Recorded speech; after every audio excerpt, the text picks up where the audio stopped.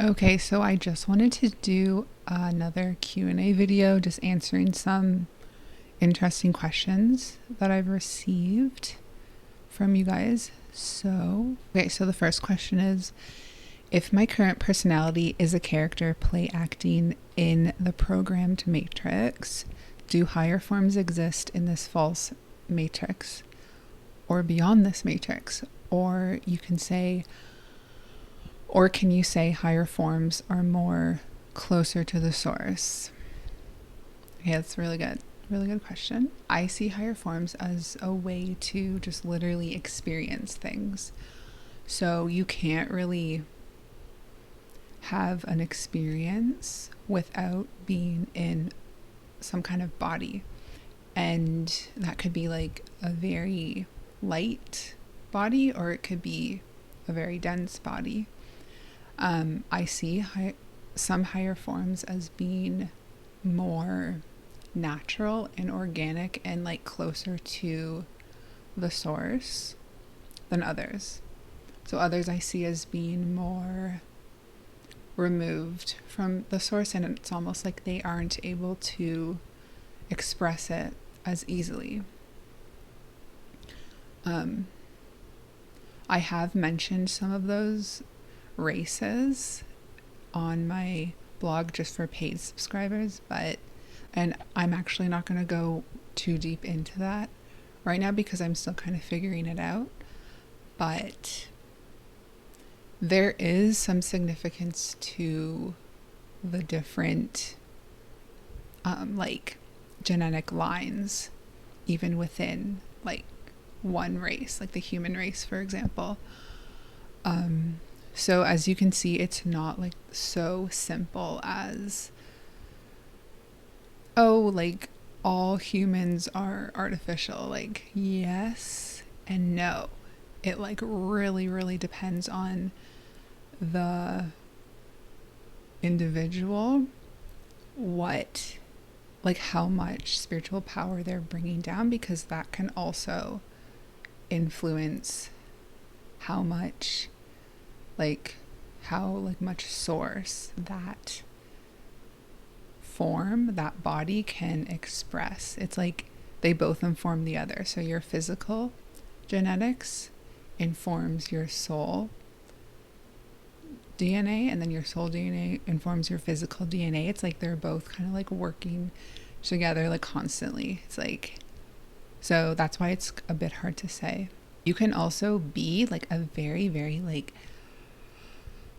highly spirited, highly powerful being, and like be bringing down like this like very pure energy like down here, but be in one of those artificial forms that are more like cut off from source. So yeah, as you can see, it's not so simple. Everything is so like kind of playing off each other, and it's like this big mix. And so yeah, to like better answer your question, wherever there's an experience to be had, there's a form, right? So I don't think that we should like demonize like all forms and be like all form and all matter is an evil fake thing and the only real thing is source. It's like,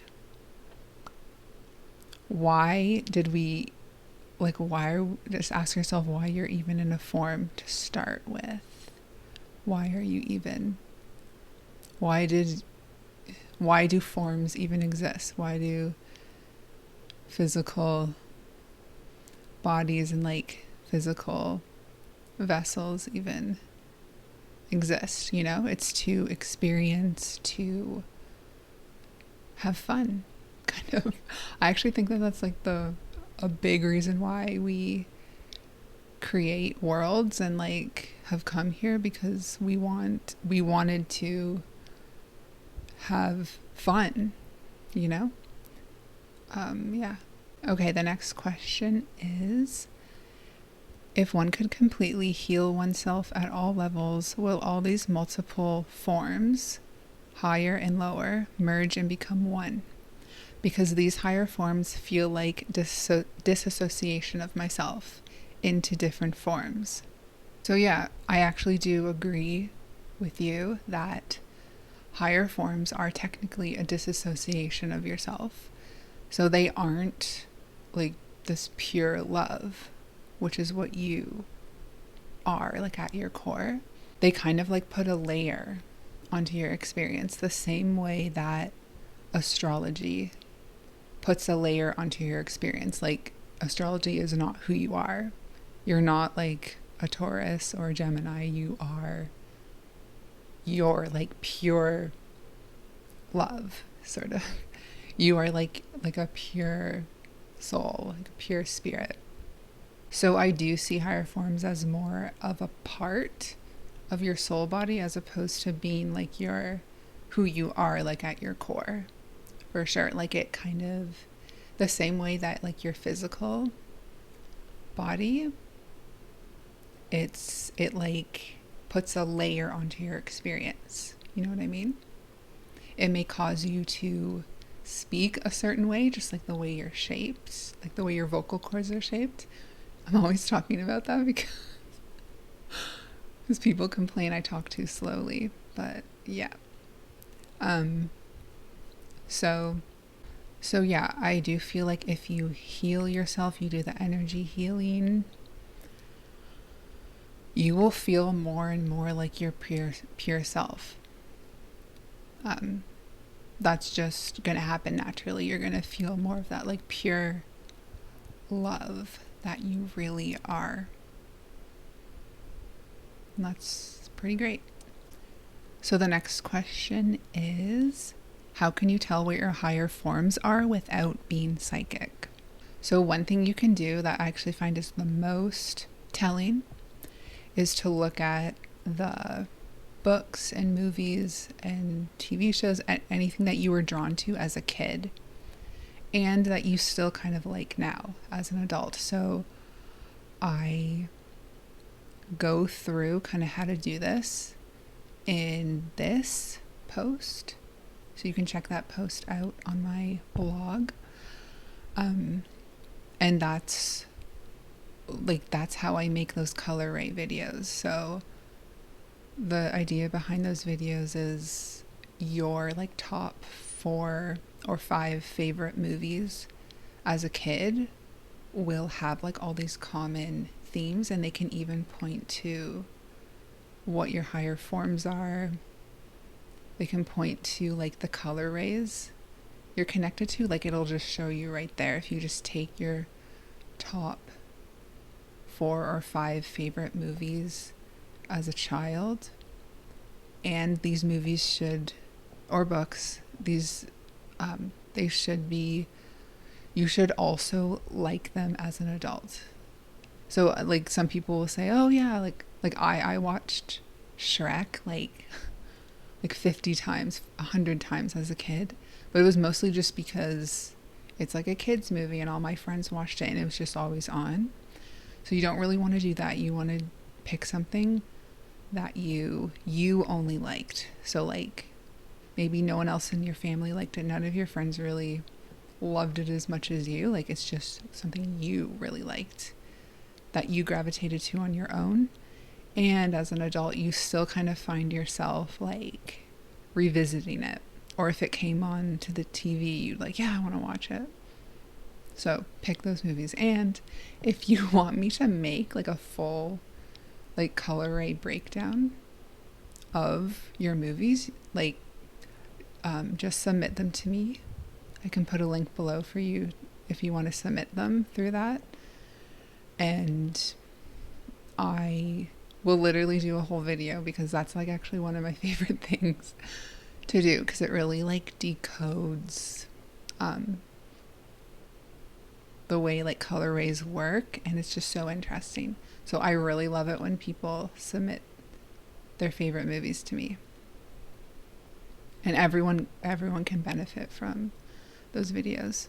You can also look at your Halloween costumes. Look at all of your Halloween costumes like throughout your whole life. That'll literally just tell you right there. Also, you can decode your name. So I find your name really does reflect your higher forms. And I made a video exactly on how to do this.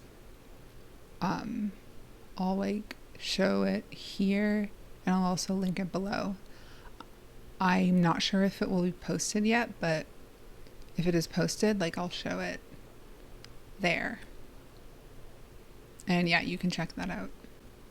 So the next question is there a way to tell which color ray you are from without being psychic? Yeah, so like I just said, the movies like really show it. Also, like your name can show it, which I explain in that decoding your name video. What else? I'll just kind of say that color rays. I'll just kind of explain quickly what they are. Like to me, they are all like elementals, star races, like everything can kind of be brought back to a color ray. So they're kind of like they're kind of like the highest level of like actual like creation. This also relates to like the different colored flames and how you have, like I'm sure you've heard of the violet flame, the blue flame, green flame, emerald flame. There's all kinds of flames. And people will say that they're, and apparently like twin flames are born from those flames, like those colored flames. So I just see them as like a very high level of creation and just like very like simple kind of ideas and like archetypes. Like, yeah, and if you look at how each color also connects to a frequency, which connects to like a number, like all of that is so connected. It's kind of like the preset for like the real matrix, like maybe like what we originally wanted this place to be before it got all like weird and like upside down and stuff. So yeah. Okay, so the next question is, what is your opinion on the soul trap? Do you think it's real? So I do believe that there's like something not right going on. Things like for some reason don't like, we are very, very restricted here. I think that most of like what people call the soul trap is happening in the astral, which the astral is like the collective dream of humanity and is very much like, this is hard to even describe, but it's like kind of like I guess you can maybe call it like a maze, but it's kind of like a simulation within a simulation within a simulation kind of thing. And so there are these kind of like very restrictive worlds that have been created in the astral. And I think that some people, after they die, can get like caught up in those worlds. And they're all created like by us, like we are like the dreamers. Like we create, like that's just what the astrals is. It's kind of like the garbage can of like everything we've ever thought. It's just kind of like there. So I think there's a reason why, for example, like the ancient Egyptians put so much focus on dying. I think there's a reason why these kind of like the afterlife is getting more and more popular. People like, I'm doing like the OBE stuff, like totally exiting, maybe like as practice for when I actually do like die. Yeah, there's a reason why like dying was this kind of big deal, and because like dying itself is like a journey.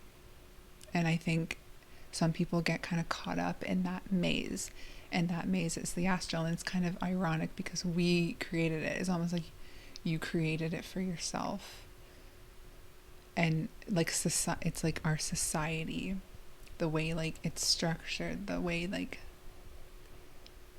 even like when you're watching certain things on TV or like on the internet, like there's like subliminal messages that are making you create certain things in the astral. So yeah, to me, technically yes, the soul trap exists, but it's not like this kind of doom and gloom thing.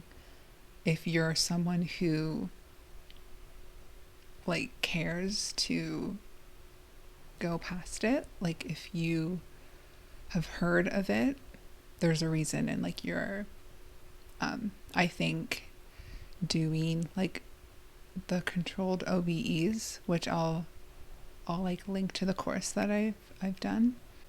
It kind of just like trains you to not get caught up in the astral. And I'm gonna be honest, like a lot of you guys don't even have to worry about that at all.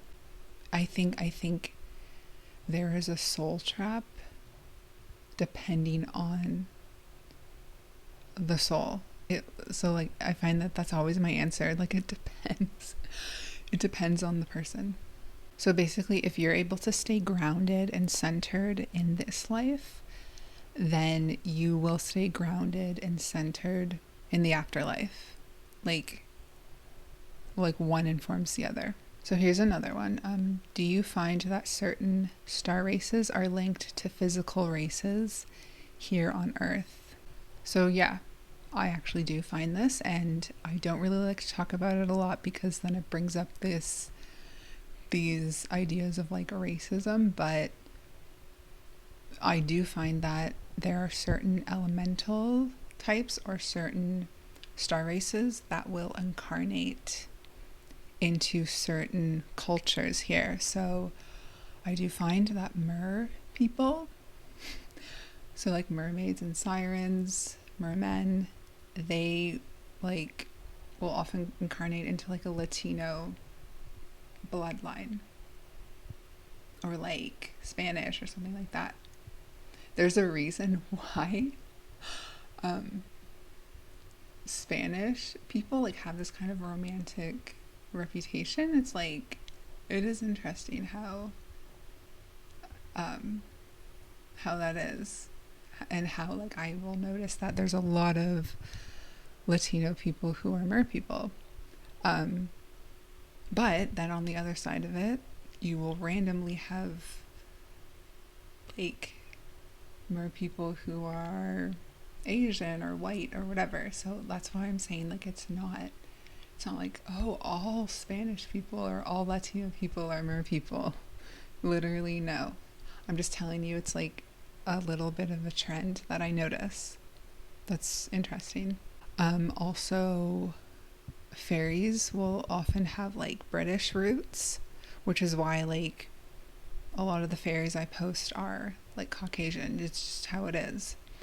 But then you have fairies of other races as well. So I find Lyrans, so like just like the straight like pure lion people, Lyrans, they will often incarnate into African American bloodline. It's just what I noticed.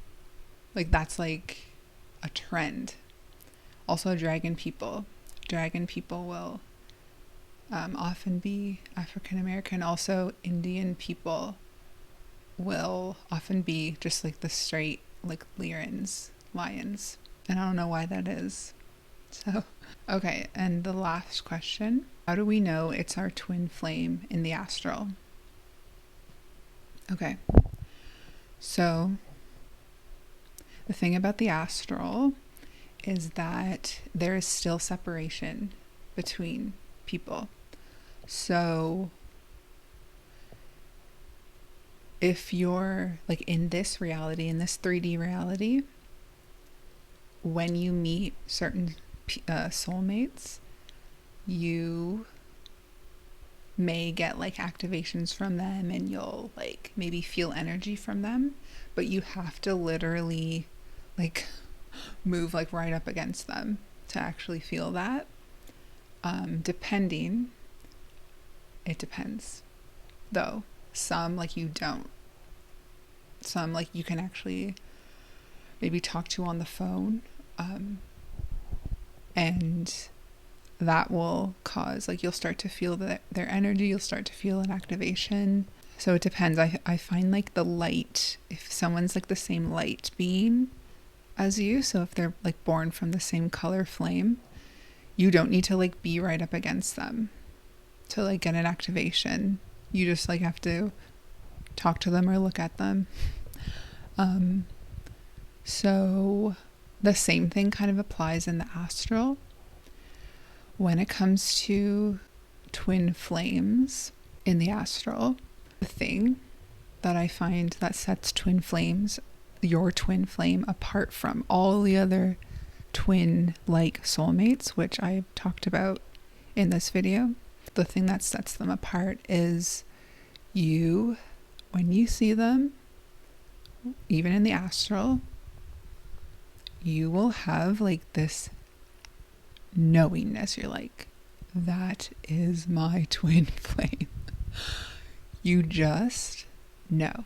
That's why, like, when I see people posting, I think I met my twin flame, this happened, is this a sign that they're my twin flame? I'm like, they probably aren't, based on your kind of confusion on it.